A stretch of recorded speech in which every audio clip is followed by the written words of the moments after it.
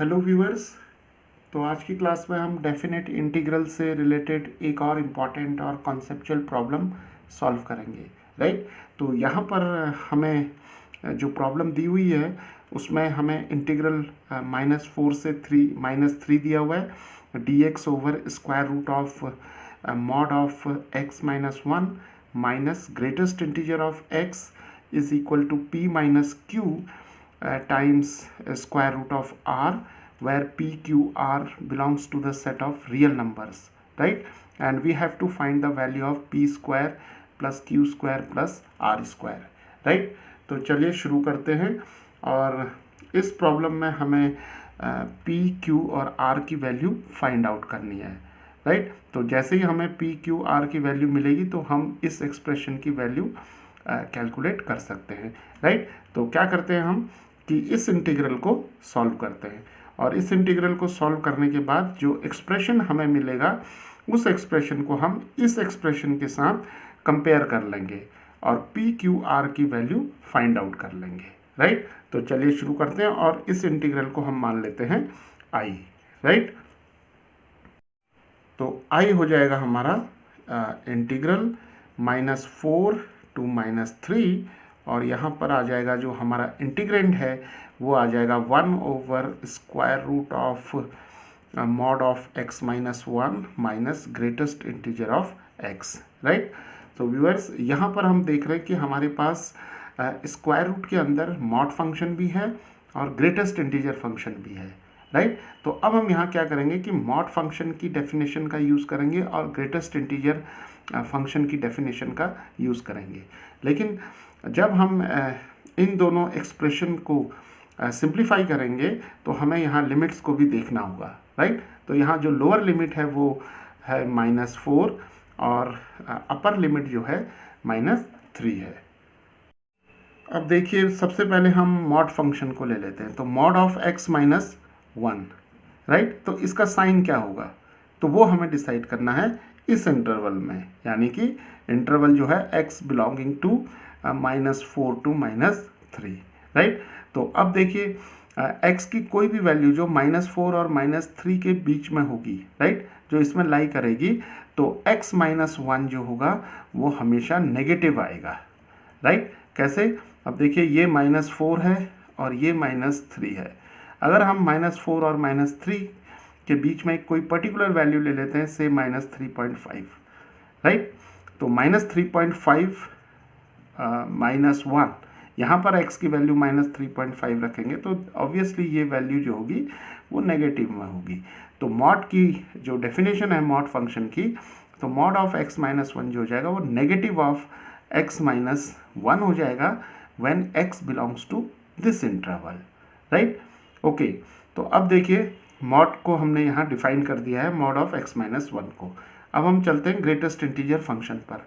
तो यहाँ पर ग्रेटेस्ट इंटीजर ऑफ x दिया हुआ है।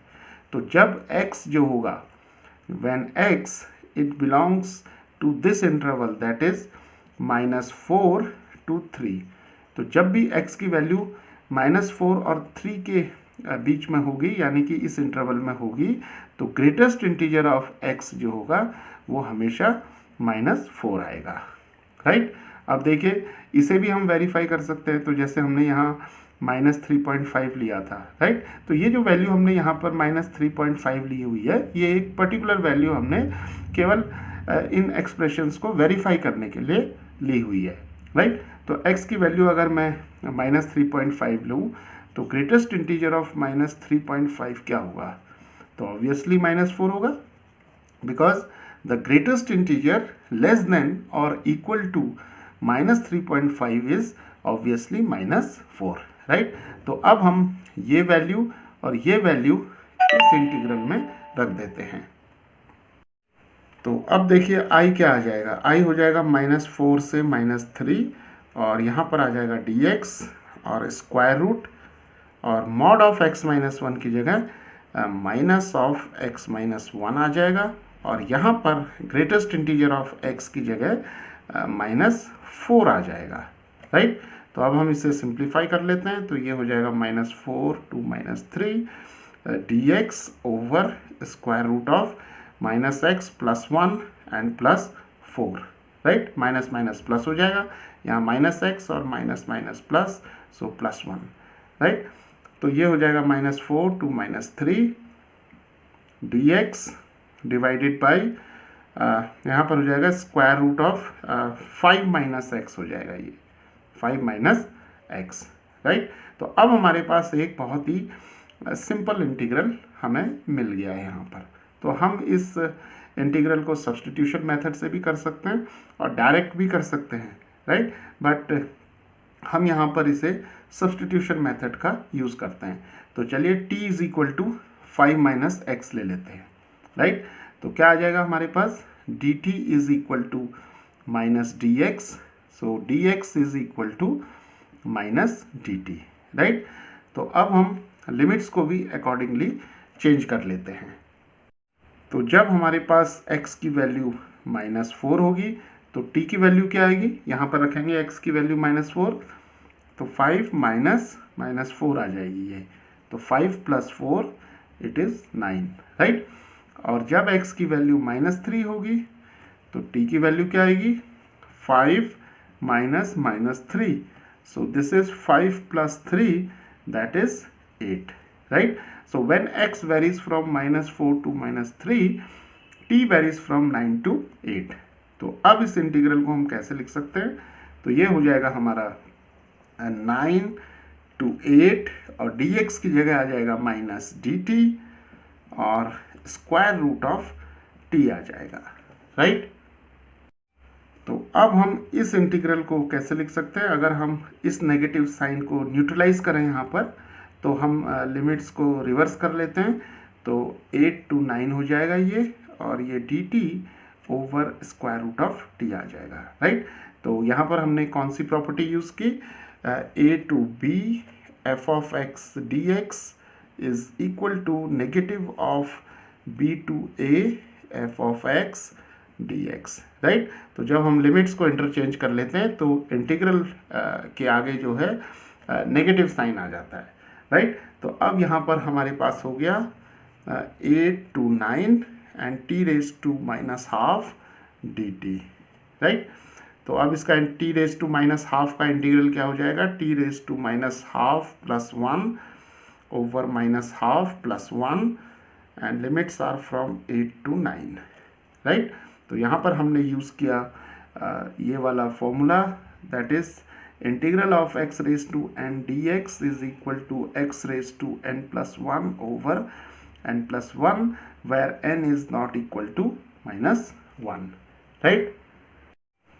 तो अब हम इसे सिंप्लीफाई कर लेते हैं, तो -12 और +1 जो हो जाएगा हाफ हो जाएगा, तो हमारे पास t raised to ½ over ½ and this is 8 to 9, right. तो लिमिट्स हमारे पास 8 and 9 हो जाएंगी, तो ये हो जाएगा 2 times t raised to ½ and 8 to 9।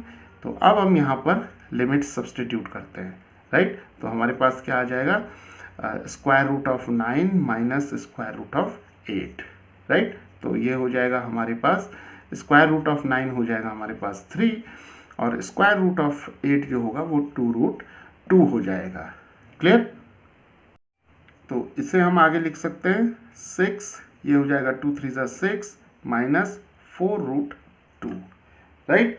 तो अब हमारे पास जो ये इंटीग्रल हमें दिया हुआ था, इस इंटीग्रल i की वैल्यू जो है वो 6 माइनस 4√2 हो जाएगी, और प्रॉब्लम में हमें दी हुई है कि इस इंटीग्रल की वैल्यू जो है वो है p minus q times square root of r, right.